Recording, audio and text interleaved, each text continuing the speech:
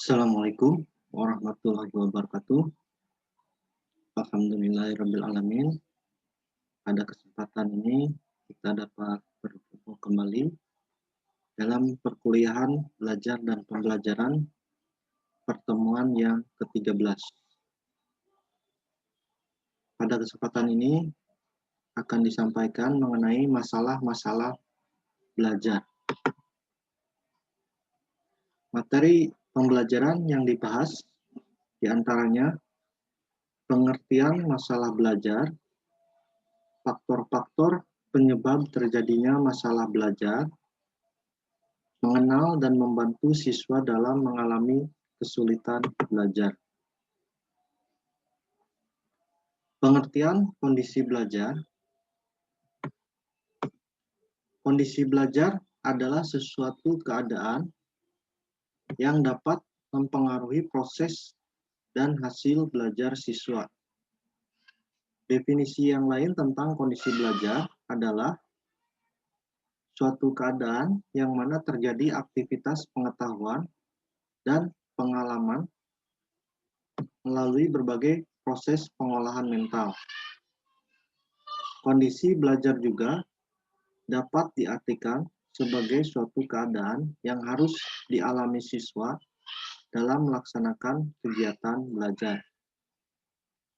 Gagne dalam bukunya Condition of Learning menyatakan the occurrence of learning infer from a difference in human beings' performance before and after being placed in a learning situation. Terjadi belajar pada manusia dapat disimpulkan bila perbedaan-perbedaan belajar manusia sebelum dan sesudah ditempatkan pada situasi belajar. Dengan kata lain, ia menyatakan kondisi belajar adalah suatu situasi belajar atau situation learning yang dapat menghasilkan perubahan tingkah laku atau performance pada seseorang setelah ia ditempatkan pada situasi tersebut. Gagne membagi kondisi belajar atas dua, yaitu kondisi internal atau internal condition, kemampuan yang telah ada pada diri individu sebelum ia mempelajari sesuatu yang baru. Kondisi internal ini dihasilkan oleh seperangkat proses transformasi atau ingat information processing teori Gagne. Kondisi eksternal atau external condition adalah situasi perangsang di luar diri si belajar. Kondisi belajar diperlukan untuk belajar berbeda-beda untuk tiap kasus. Jenis kemampuan belajar yang berbeda akan membutuhkan kemampuan belajar sebelumnya yang berbeda dan kondisi eksternal yang berbeda pula. Kondisi belajar untuk berbagai jenis belajar. Gagne menyatakan bahwa dibutuhkan kondisi belajar yang efektif untuk berbagai jenis atau kategori kemampuan belajar.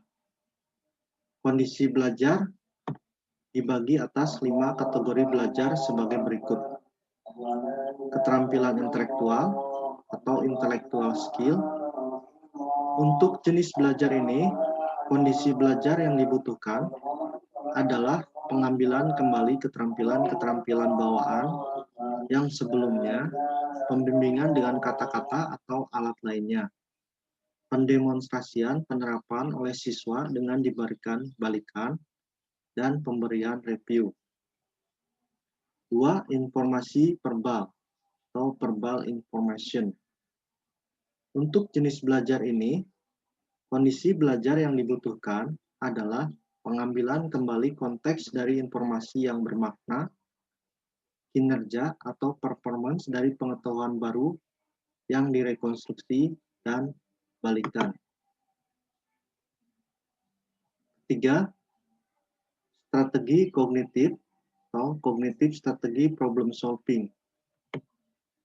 Untuk jenis belajar ini, kondisi belajar yang pengambilan kembali aturan-aturan dan konsep-konsep yang relevan penyajian situasi masalah baru yang berhasil pendemonstrasian solusi oleh siswa. Keempat, sikap atau attitude. Untuk jenis belajar ini, kondisi belajar yang dibutuhkan adalah pengambilan informasi dan keterampilan intelektual yang relevan dengan tindakan pribadi yang diharapkan. Pembentukan atau pengingatan kembali model manusia yang dihormati, penguatan tindakan pribadi dengan pengalaman langsung yang berhasil maupun yang dialami oleh orang lain dengan mengamati orang yang dihormati. Kelima, keterampilan motorik, motor skill.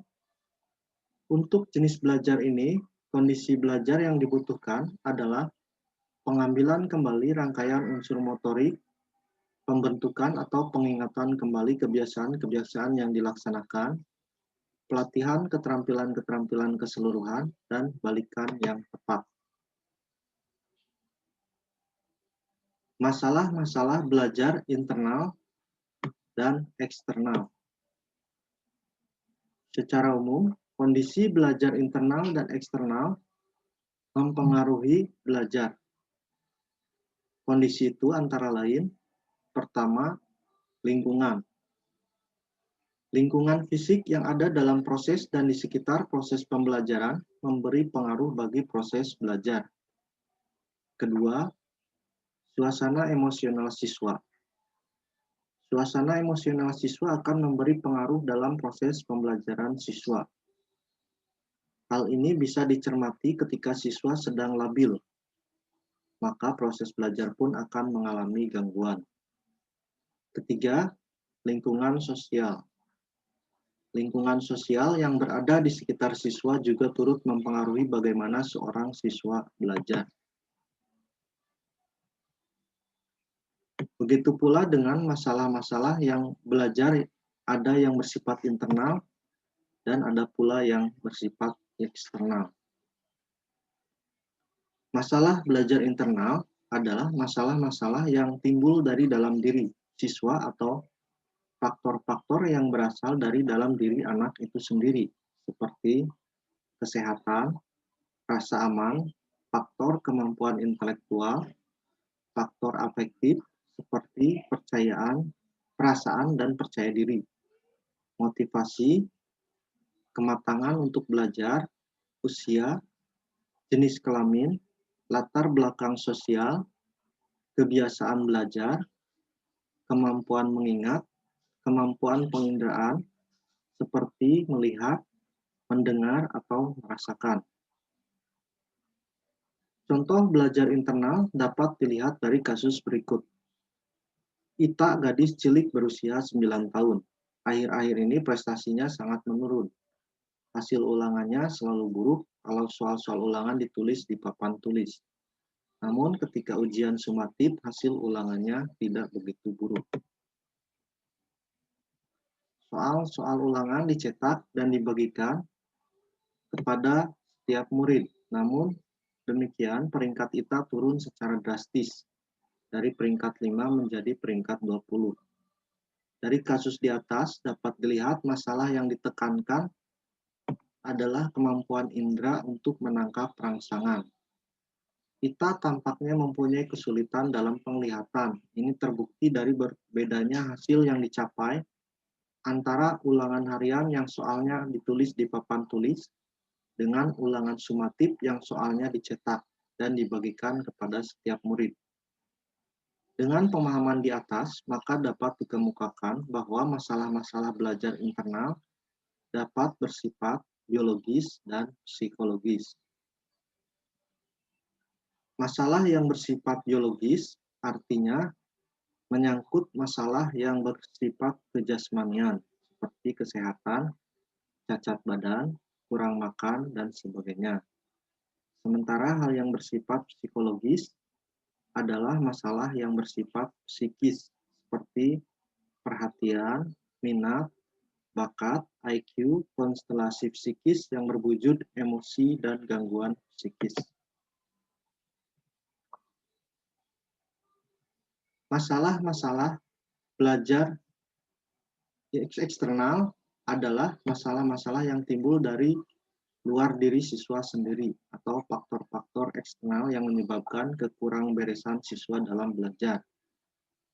Faktor eksternal adalah faktor yang datang dari luar diri siswa, seperti kebersihan rumah, udara yang panas, ruang belajar yang tidak memenuhi syarat, alat-alat pelajaran yang tidak memadai, lingkungan sosial maupun lingkungan alamiah, dan kualitas proses belajar mengajar.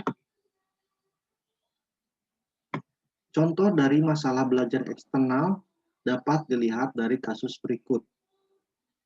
Thalia, seorang gadis cilik, duduk di kelas 3 SD. Ia termasuk salah seorang dari sejumlah anak di kelasnya yang belum dapat membaca dengan lancar. Setiap pelajaran membaca, ia menjadi ketakutan karena setiap membuka mulut, ia ditertawakan oleh teman-temannya. Gurunya hanya membiarkannya saja dan mengalihkan giliran kepada murid lain. Akibatnya, Thalia selalu ketinggalan dari teman-temannya. Di rumah, Thalia selalu dimarahi karena dalam membaca ia dikalahkan Dolly, adiknya yang duduk di kelas 2.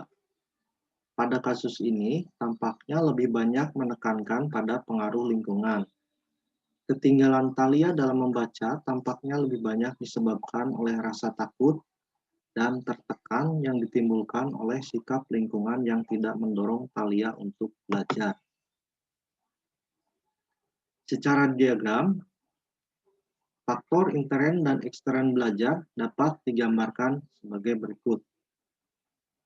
Sini ada faktor intern, itu dialami dan dihayati oleh siswa. Kemudian faktor intern pada diri siswa sebelum belajar, yaitu ciri khas, minat, kecakapan, dan pengalaman. Selanjutnya proses belajar, sikap terhadap belajar sesuatu, motivasi, konsentrasi, mengolah, menyimpan dalam waktu singkat, menggali hal yang disimpan, dan berprestasi atau unjuk hasil belajar. Dan yang ketiga, sesudah belajar, prestasi belajar di bidang ilmu pengetahuan, seni, moral, agama, keterampilan, teknologi, dan olahraga bertambah baik. Selanjutnya yang keempat, proses belajar, dan 5 aktivitas belajar pada guru. Yang itu pengorganisasian belajar, bahan belajar dan sumber belajar, dan evaluasi hasil belajar. Ini adalah merupakan pembelajaran yang dilakukan oleh guru dan merupakan faktor eksternal belajar.